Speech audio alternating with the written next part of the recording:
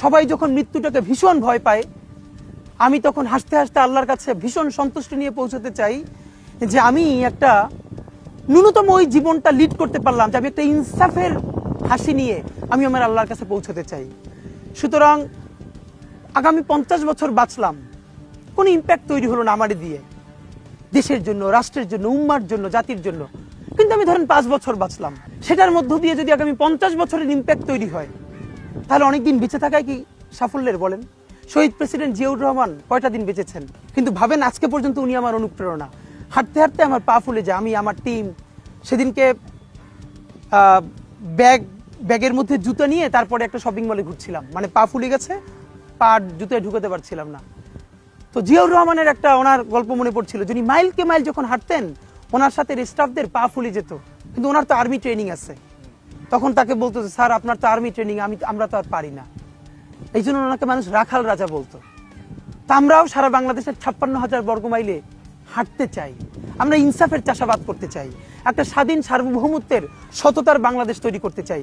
আল্লাহ যে কয়দিন হায়াতে রাখবেন এই লড়াইটা করব।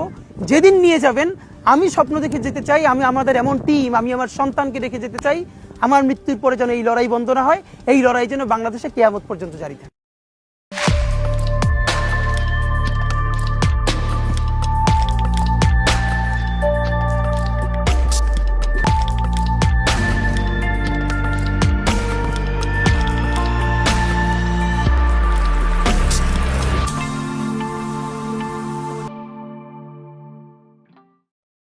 এই হাদিকেই কেন গুলি করা হলো, কে হাদিকে গুলি করছে, তার চাইতে কেন গুলি করছে এই প্রশ্নটা জরুরি। হাদি বর্ষা বিপ্লবের মধ্যে দিয়ে গড়ে ওঠা তরুণ এবং বিপুল সম্ভাবনাময় এক রাজনৈতিক নেতা।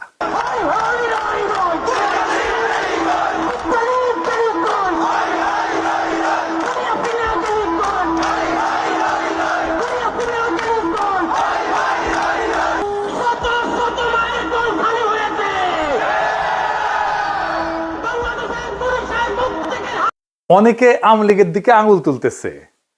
আওয়ামী লীগ অবশ্যই বর্ষা বিপ্লবের প্রধান শত্রু, কোনো সন্দেহ নাই, কিন্তু আওয়ামী লীগই কি একা বর্ষা বিপ্লবের একমাত্র শত্রু?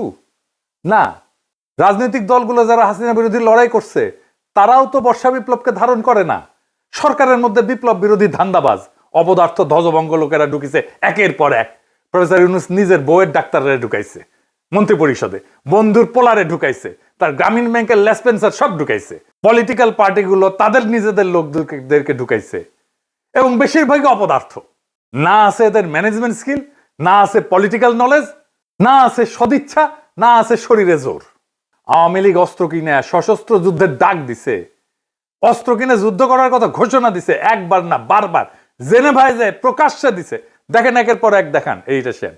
হোয়াটএভার ইট ইজ, আমাদের কথা হচ্ছে যে আমাদের এই সংগ্রাম লড়াই অব্যাহত রাখতে হবে, এই এদেরকে এখান থেকে উৎখাত করতে হবে। আর আমি সবসময় পার্সোনাল ক্যাপাসিটিতে একটা কথা বলি, সেটা হচ্ছে যে সশস্ত্র সংগ্রাম ইজ দ্য অ্যান্সার। হয়তোবা বাংলাদেশ আওয়ামী লীগ এই নীতিতে হয়তো এখনো যায়নি, কিন্তু ব্যক্তিগতভাবে আমার ক্যাপাসিটি হচ্ছে যে we have the take up arms এবং we have to resist our self, because আমাদেরকে খুন করছে, আমাদেরকে পাল্টা লড়াই অব্যাহত করতে হবে, এবং এটাই হচ্ছে আমাদের স্ট্যান্ড। আমার কাছে মনে হয় ব্যক্তিগতভাবে আমার স্ট্যান্ড। দেখেন আর একটা দেখান, অস্ত্র হাতে নেওয়া ছাড়া, গেরিলা যুদ্ধ ছাড়া এই রাজাকারদের বিরুদ্ধে জেতা যাবে না। আমি আবারও আপনাকে বলি যে সশস্ত্র সংগ্রাম, গেরিলা প্রস্তুতি, এগুলো আমাদের জন্য জরুরি এবং সেটা আমাদেরকে ভাবা শুরু করা উচিত। আমি মনে করি বাংলাদেশ আওয়ামী লীগের এসব পুতু রাজনীতি করার সুযোগ নাই। আমরা দেখব যদি ভালোই ভালোই কাজ হয় হবে, কিন্তু দেশ যদি এইভাবে পাকিস্তানের দিকে চলে যেতে থাকে, সশস্ত্র সংগ্রাম এবং আমাদেরকে এই গেরিলা সংগ্রাম বা আরেকটা মুক্তিযুদ্ধ ছাড়া আমাদের কোন রাস্তা নাই। এবার আর একটা দেখান, আমরা করতে হইলে এইখানে পয়সা উঠান, আর যারা মন্ত্রী মিনিস্টার আসল বিদেশ তাকে বলেন পয়সা দিবার জন্য, আমরাও পয়সা দিব, অস্ত্র কিনতে হবে, আমরা যুদ্ধ করতে হবে মাঠে।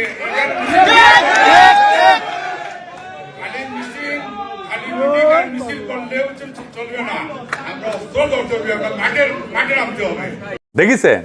শুধু কি এরা হাসিনা লেসপেন্সার, হাসিনা নিজেই বিপ্লবীদের হত্যার নির্দেশ দিছে। শুনেন, কথা কম গাছ বেশি।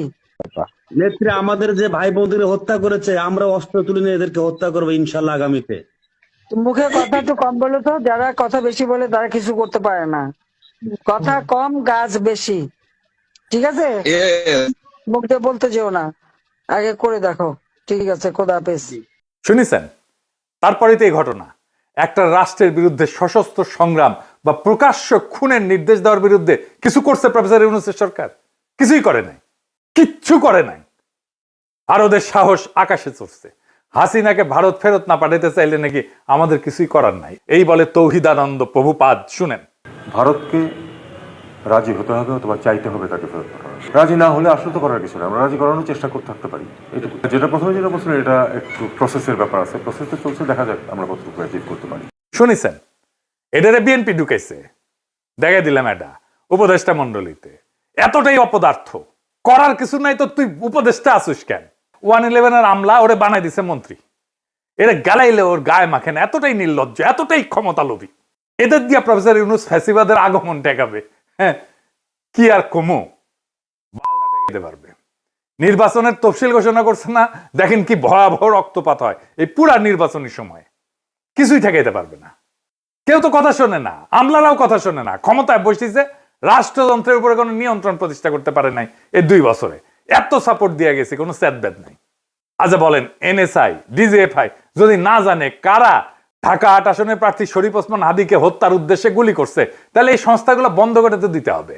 এগুলো রাখার যুক্তি কি? এই সংস্থা দুইটার প্রধানদের আজকে তো বিদায় করে দেওয়া উচিত। এরা কিছুই করতে পারবে না। জাতীয় নিরাপত্তা উপদেষ্টা একজনকে বানাইছে। হ্যাঁ, অনেকে বলে আপনার গুরুজন, হ্যাঁ, ওনারা নিয়ে ভিডিও টিডিও বানিয়েছেন। ওনারে আবার তা আমি কি করব?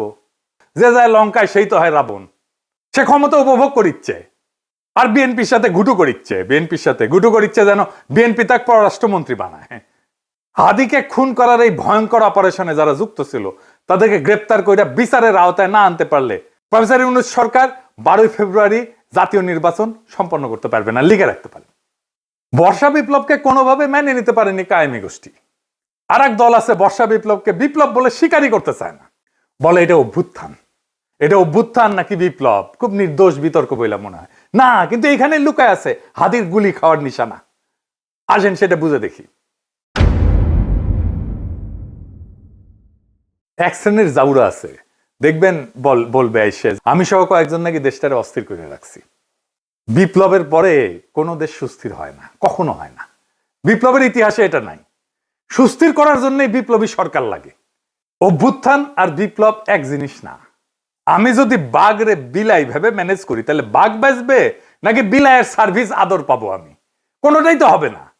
এই বিপ্লব না অভ্যুত্থান, এই জিনিসটা বুঝার ভুলের এই খেসারত জাতিকে দশকের পর দশক দিতে হবে। আমি বলে দিলাম, আমি পরিষ্কার করে বুঝাই বলি কেন অভ্যুত্থানের পরে দেশ দ্রুত স্বাভাবিক হয় আর কেন বিপ্লবের পরে দেশ দীর্ঘদিন অস্থির থাকে এবং কেন বিপ্লবের সঙ্গেই প্রতি বিপ্লব জন্ম নেয় কিন্তু অভ্যুত্থানের পরে প্রতি বিপ্লব জন্ম নেয় না।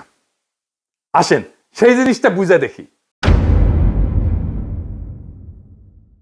অভ্যুত্থান মানে কি? অভ্যুত্থান মানে ক্ষমতার হস্তান্তর, রাষ্ট্রের রূপান্তর না। ক্ষমতা এক হাত থেকে আর এক হাতে যাবে, রাষ্ট্র বদলাবে না। অভ্যুত্থানে বদলায় কে শাসন করবে, কিন্তু বদলায় না রাষ্ট্রের কাঠামো, আইন, আদালত, ব্যুরোক্রেসি, সেনাবাহিনী, তার কর ব্যবস্থা, আন্তর্জাতিক চুক্তি। এই জন্যই আমরা ভারতের সাথে হাসিনার কর চুক্তি বাতিল করতে পারি নাই। এই কারণে অভ্যুত্থানের পরদিন ব্যাংক খুলে যায়, অফিস চলে, পাসপোর্ট ইস্যু হয়, কোর্ট বসে, বিদ্যুৎ আসে, রাষ্ট্র কাজ করে। কারণ রাষ্ট্র তখনও জীবিত থাকে, শুধু চালক বদলায়। আর 2024 বর্ষা বিপ্লবে কি হয়েছে এটা চিন্তা করে দেখেন। থানা ফাঁকা হয়ে গেছে, পুলিশ নাই, পালায় গেছে। আদালত ফাঁকা হয়ে গেছে, বিচারপতিরা পালায় গেছে, প্রধান বিচারপতি সহ। হয় নাই? বিপ্লব মানে কি? বিপ্লব মানে শুধু শাসক বদল না। বিপ্লব মানে কে শাসন করবে, কেন শাসন করবে, কিভাবে শাসন করবে, কোন আইনে, কোন নৈতিকতায়, সব প্রশ্ন নতুন করে তোলে, নতুন করে ফয়সালা হয়। হান্না আরেন্ট বলছিলেন যে ইংরেজিতে লিখেছে, ইংরেজি যেহেতু লিখেছে ঠিকই লিখেছে, তাই না আমি বাংলা কইরা বলি। বিপ্লব মানে নতুন কর্তৃত্ব তৈরি করা, নতুন কর্তৃত্বকে প্রতিষ্ঠা করা। বিপ্লব মানে পুরনো বৈধতা ধ্বংস, নতুন বৈধতাকে আনা। নতুন বৈধতা আনতে হয় বিপ্লবী সরকার দিয়া। সে বিপ্লবী সরকার যদি আপনি না করেন, আপনার বৈধতা, আপনার কন্ট্রোল, আপনার নিয়ন্ত্রণ, আপনার অথরিটি দাঁড়ায় না। প্রফেসর ইউনূসের অথরিটি দাঁড়ায়নি, এই জন্যই দাঁড়ায়নি। কেন হয় প্রতি বিপ্লব হয় বিপ্লবের পরে? কারণ বিপ্লব কাউকে না কাউকে বলে তোমার দর্শন ভুল, তোমার আদর্শ ভুল, তোমার বিশ্বাস ভুল, তোমার সম্পত্তি অবৈধ, তুমি দেশের শত্রু, তুমি জনগণের শত্রু। তাই যখন কেউ সব হারায় তখন সে লড়াই করে। অভ্যুত্থানে কেউ সব হারায় না, বিপ্লবে অনেকে সব হারায়। বিপ্লবে আওয়ামী লীগের সব হারানোর কথা ছিল, ভারতের সব হারানোর কথা ছিল, হারায় নাই, সব রক্ষা করা হয়েছে। তাই প্রতি বিপ্লব জন্মায় বিপ্লবের গর্ভেই। বিপ্লবী সরকারের দরকার পড়ে প্রতি বিপ্লব থেকে বিপ্লবকে রক্ষা করার জন্য। ইতিহাসে দেখেন, ইতিহাস কি বলে, শ্রীলঙ্কা তো প্রেসিডেন্ট পাশে দখল করে ফেলছিল না জনতা, ওইটা অভ্যুত্থান ছিল, দেশটা সুস্থির হইতে সময় লাগেনি। নেপালও কি হয়েছে, তাই হয়েছে না, নেপাল সুস্থির হয়ে গেছে না, সময় লাগেনি, কারণ ওইটাও অভ্যুত্থান ছিল। বাংলাদেশ সুস্থির হচ্ছে না কেন? কারণ আমরা সেই গুরুত্বপূর্ণ সত্যটা এড়াই গেছি যে বাংলাদেশে একটা বিপ্লব হয়েছে এবং বিপ্লবের পরে অস্থিরতা থাকে, সেটাই স্বাভাবিক। কিন্তু সেই অস্থিরতা কতদিন থাকবে সেটা নির্ভর করে একটাই বিষয়ের উপরে, নতুন সরকার কতটা পূর্ণাঙ্গভাবে বিপ্লবী। আমরা সেটাকেই বলছিলাম বিপ্লবী সরকার। ইতিহাসে যেই সরকার বিপ্লবের ম্যান্ডেট নিয়ে, বিপ্লবী কর্মসূচি নিয়ে স্পষ্টভাবে পুরানো রাষ্ট্র ভেঙে নতুন রাষ্ট্র করে, সেখানে অস্থিরতা তুলনামূলকভাবে কম সময় দূর হয়ে যায়। কারণ সেখানে থাকে ক্ষমতা স্পষ্ট কেন্দ্র, আদর্শিক এবং রাজনৈতিক পরিচ্ছন্নতা। আর এইখানে না ঘরকা না ঘাটকা, বলে রাষ্ট্র সংস্কার করব, আর সব পুরানো কিছু সবকিছু রেখে দিচ্ছে। রাশিয়ায় 1917 সালে বিপ্লব হয়েছে, অস্থিরতা ছিল কিন্তু দ্রুত নিষ্পত্তি করে ফেলছিল বলশেভিকরা। অস্থিরতা দীর্ঘ হয়নি, যুদ্ধ ছিল কিন্তু দ্বিধা ছিল না। চীনেও কমিউনিস্ট সরকার পুরনো রাষ্ট্রের সঙ্গে আপোষ না করে নতুন রাষ্ট্র গড়ে তোলে। এইটাই বিপ্লবী চরিত্র, দ্রুত রাজনৈতিক স্থিতিশীলতা এনে দেয়। ভিয়েতনামও একই কথা। কর্তৃত্ব প্রতিষ্ঠা করতে হয় বিপ্লবী শক্তিকে। অন্যদিকে সরকার যেখানে না ঘরকা না ঘটকা, আধা বিপ্লবী, পুরানা এলিট আর নতুন শক্তির মধ্যে দোদুল্যমান, সেখানে অস্থিরতা লম্বা হয়। তাই হয়েছে প্রফেসর ইউনূসের সরকারে, পুরনো এলিট আর নতুন শক্তির একটা কোয়ালিশন হয়েছে। ফ্রান্সে বিপ্লব হয়েছে 1789 সালে। এরপরে দশক ধরে অস্থিরতা চলছে। মূল কারণ ছিল বিপ্লবের প্রশ্নে স্পষ্ট সিদ্ধান্তের অভাব। অর্থাৎ সমস্যাটা বিপ্লব না, সমস্যাটা হইল অসম্পূর্ণ বিপ্লব, বিপ্লবের পরে কর্তৃত্ব প্রতিষ্ঠা না করা। প্রফেসর ইউনূস কর্তৃত্ব প্রতিষ্ঠা করতে পারে নাই, আমাদের অনেক সাপোর্ট সত্ত্বেও। যত বেশি বিপ্লবী সরকার হয় তত দ্রুত ক্ষমতার প্রশ্ন মীমাংসিত হয়, তত দ্রুত দেশ স্থিতিশীল হয়। বিপ্লবকে যে থামায় দেয় যায় সরকার, অস্থিরতা তার পিছু ছাড়ে না, প্রফেসর ইউনূসেরও পিছু ছাড়বে না। কিন্তু বিপ্লব যে সম্পূর্ণ করে, স্থিতিশীলতার তার অনিবার্য ফল। আজকের অস্থিরতা, অরাজকতা সবকিছুর দায় ওই ছাত্রদের, যারা প্রফেসর ইউনূসের সরকার বানাইছে। এডিটর সাহেব, প্রফেসর ইউনূসের পেছনে ছাত্রদের ছবিটা দেখান, কারা কারা আছে। এই সব কয়টার দায়িত্ব এটা, এরাই প্রফেসর ইউনূসের সরকার বানাইছে। এই দায় নিতে হবে, ছাত্রদেরকে নিতে হবে, ওয়াকারকে নিতে হবে, রাজনৈতিক দলকে নিতে হবে, আসিফ নজরুলকে নিতে হবে, যারা এই সরকার গঠন করছে, সবার এটা দায়। এখন শেষ প্রশ্ন, কেন হাদি গুলি খায়, অন্য কেউ না? এর কারণ হাদি শুধু জুলাই বিপ্লবী না, হাদি একজন আপাদ মস্তক ভারতীয় আগ্রাসন বিরোধী। ভারতীয় আগ্রাসন বিরোধী হয়ে বাংলাদেশে বাইসা থাকাটা মুশকিল। প্রেসিডেন্ট হইলেও বাইসা থাকা যায় না। জিয়ারে মরতে হয়েছে না, ইলিয়াস আলীকে মরতে হয়েছে না, সালাউদ্দিন কাদের চৌধুরীকে মরতে হয়েছে না, জামাত নেতাদেরকে মরতে হয়েছে না, আবরারকে মরতে হয়েছে না, হাদিকে নিয়ে কম কুৎসা রটনা করা হয়েছে। দেখেন এই মালটাকে চিনতে পারেন কিনা দেখেন। জুলাই গণ অভ্যুত্থানে হাদির অবদান কি দেখতে হবে না? এই গণ অভ্যুত্থানের সময়ে, গণ অভ্যুত্থানের পরেও হাদি নামে কাকে মানুষ চিনত না। বাংলাদেশের সংকটে হাদিকে এদেশের মানুষ পায়নি। বাংলাদেশ যখন কাঁদছিল, বিপদে পড়েছিল, যখন রক্ত ঝরছিল, তখন হাদিরা সিনা টান টান করে দাঁড়ায়নি। তখন কিন্তু মির্জা আব্বাস ভাইরা দাঁড়িয়েছিল, তাদের হাজার হাজার কর্মীরা এখানে অবদান রেখেছে, লড়াই করেছে। শুনিছেন এই বাটপারকে বিএনপি কোলে তুলে রাখে। বিএনপি যা যা করতে পারে না, বলতে পারে না, এই বাটপারকে দিয়ে করায় আর বলায়। এটা বিএনপির মাস্তান, এটা বিএনপির ভার্চুয়াল মাস্তান। হাদিকে নাকি সে মাঠে দেখে নাই।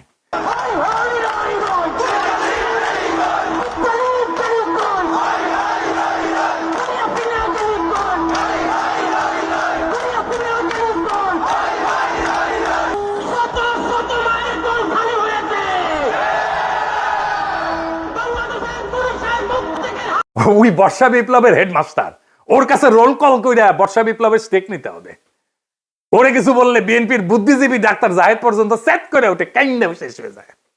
এই এপিসোড যখন রিলিজ হবে তখন হাদির ঠিক কি অবস্থা থাকবে আমি জানি না। এখনো পর্যন্ত হাদি ভালো আছে। হাদির কথায় আপনারা বারে বারে মৃত্যুর কথা আসতো, শহীদ মৃত্যুর কথা আসতো। আমরা তার এইরকম একটা কথা শুনেই এপিসোডটা শেষ করব। কিন্তু একটা কথা আপনাদেরকে স্পষ্ট করে বলে যেতে চাই, জুলাই বিপ্লবকে বিজয়ী করা ছাড়া আমাদের সামনে আর কোনো রাস্তা খোলা নাই। প্রফেসর ইউনূস বিপ্লবকে লক্ষ্যভ্রষ্ট করেছে। আমরা আবার সেই বিপ্লবকে সম্পন্ন করব, বিজয় করব। প্রয়োজনে আবার এক নদী রক্ত পাড়ি দেব, কিন্তু বিজয় নিয়ে ঘরে ফিরবো ইনশাল্লাহ। ইনকিলাব জিন্দাবাদ। মন খারাপ হয় যে আল্লাহ যদি আমাকে কোনোদিন নিয়েও যায়, তো এই যে ছেলে মেয়েগুলো, মানে আমি আল্লাহর কাছে সবসময় দোয়া করি, আপনি জানেন যে আমার আল্লাহ একটা সন্তান দিছে, 3 মাস ওর বয়স। আমার বাচ্চাটা তো আমি 3 মাসে 30 মিনিটও কোলে নিতে পারি নাই। তো আমার ওয়াইফ খুব মাঝে মধ্যে আর কি মজা করে বাচ্চারে বলে যে ইনকিলাব মঞ্চের মুখপাত্র তোমার সাথে দেখা করতে আসছে। তো আমার এই প্রথম মনে হলো কি যে আমি ভাইয়ারে বলি, ভাইয়া আল্লাহ যদি আমাকে নিয়ে যায়, আমার বাচ্চাটার দিকে একটু খেয়াল রাখেন। তো এই কথাটা আমি বলতে পারিনি। আব্বার একটা, মানে আপনি যদি বলেন যে আমার সারা জীবনের যেটুকুন সততা, সাহস, লড়াই, এটার দুনিয়ার সমস্ত শক্তি আমার আব্বা। আমি যদি কিছু হইলেও করতে পারি সততার সাথে, আল্লাহ যদি আমার রহম করে, তাহলে আমার ছেলে, আমার পরিবার, আমার ভাই বোন, আমার ইনকিলাব মঞ্চের ভাই বোনগুলো, এগুলো আল্লাহ দেখবে যেভাবে আল্লাহ এখন আমাদেরকে দেখতেছে। সুতরাং কারো কাছে আর কোনো প্রত্যাশা নেই।